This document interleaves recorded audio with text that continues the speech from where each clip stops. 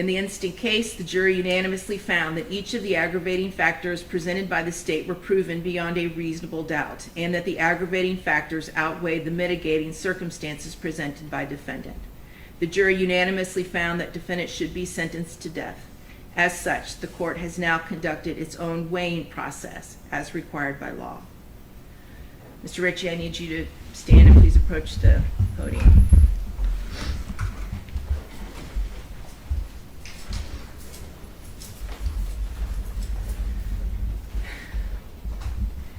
Mr. Ritchie, the court has thoroughly reviewed and considered the record concerning defendant's trial, including both the guilty and penalty proceedings, as well as the memoranda submitted by both the state and the defense.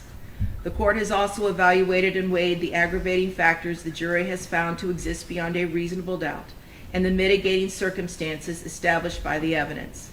The court acknowledges that this weighing is not a quantitative comparison, but instead requires a qualitative analysis of each aggravating factor and each mitigating circumstance.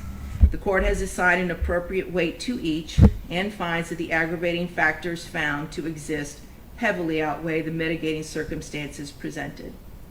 The court finds that the jury's recommendation to impose a death sentence is consistent with its verdict and is based on the evidence presented regarding the aggravating and mitigating circumstances. The court agrees with the jury's unanimous recommendation based on its own assessment of the aggravating factors weighed against the mitigating circumstances. The court finds that the aggravating factors substantially outweigh the mitigating circumstances and sufficiently warrant a sentence of death in this case. Therefore, the court finds that the sentence of death is the appropriate penalty the court should impose for the murder of 9-year-old Felecia Williams, as charged in count 1 of the indictment.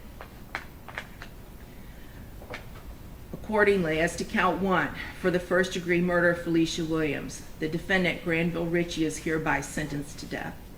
Defendant shall be delivered into the custody of the Florida Department of Corrections at the Florida State Prison, where he shall be confined until the date certain, selected by the governor of the state of Florida, and on that date, defendant shall be executed in a method provided for by the laws of the state of Florida.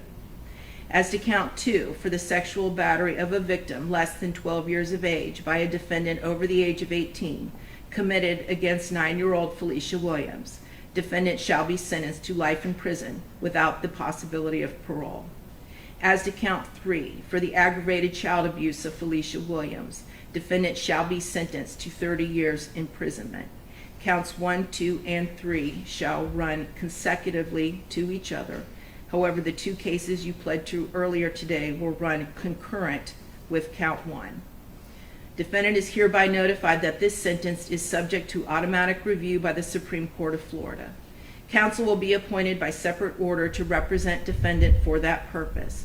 Further, pursuant to section 922.105 Florida statutes, defendant has 30 days from the issuance of a mandate from the Supreme Court of Florida affirming the sentence of death to elect death by electrocution by the procedures required by law. Mr. Ritchie, I do have one final thing to say to you. There will be no corporal redemption for you. And what I mean by that is of your physical being, your person. You will remain incarcerated until the date of your death is scheduled to occur.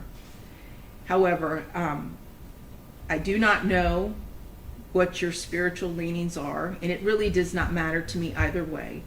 I am very grateful that I live in a country where people can believe or disbelieve anything they choose, and that applies to you equally.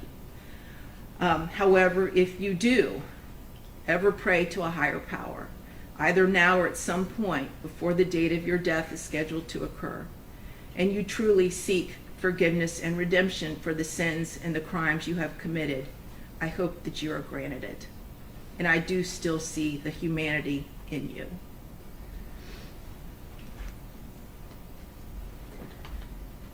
May God have mercy on your soul, Mr. Ritchie. We are now concluded, other than I am going to read the note that I received that was unsealed.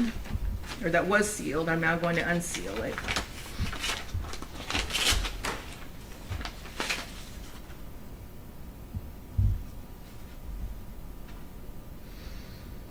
And it is a card, and it says, "I thank God as I remember you."